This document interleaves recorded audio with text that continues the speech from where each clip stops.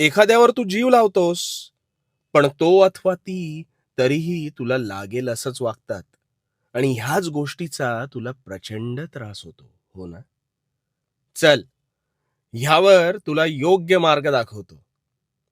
मला सांग, एखाद्याने कसं वागावं अथवा वागू नये हे तुझ्या हातात आहे का? नाही ना. तरीही त्याने तुला अपेक्षित पद्धतीनेच वागावं असा तुझा एक मानस असतो. आता मुळात हे योग्य आहे का? मुळीच नाही. लहानपणापासून तू एक म्हण ऐकत आलायस, स्वभावाला औषध नसते.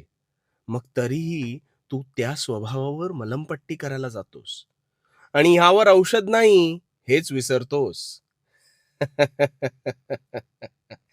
इथे समोरच्याची नाही, तुझी मानसिकता बदलण्याची गरज आहे.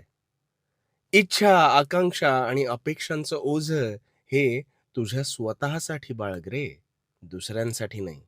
आणि म्हणून तुला त्रास होतो. आता समज तुला एखादं टाळं उघडायचंय आणि त्या टाळ्याची चावी न लावता तू दुसरीच चावी लावून ते टाळं उघडण्याचा प्रयत्न करतोयस. आता तुला ठाऊक आहे, ह्या चावीने हे टाळं उघडणारच नाही.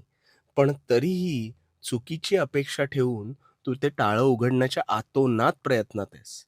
आता ह्यात चूक कोणाची आहे बरं? टाळ्याची का तुझी?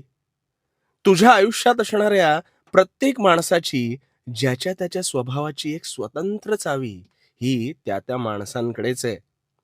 याचाच अर्थ तू तुझे म्हणणे समोरच्याला सांगू शकतोस आणि ते योग्य असेलही बरं का.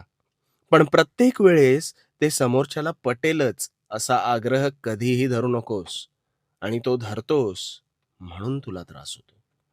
अरे स्वतः प्रामाणिक राहा. स्वतःची बाजू मांडण्यात काहीच गैर नाही.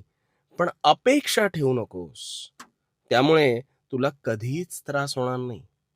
आणि हो, भिवू नकोस. भिवू नकोस कारण मी तुझ्या पाठीशी आहे. भिवू नकोस. मी तुझ्या पाठीशी आहे.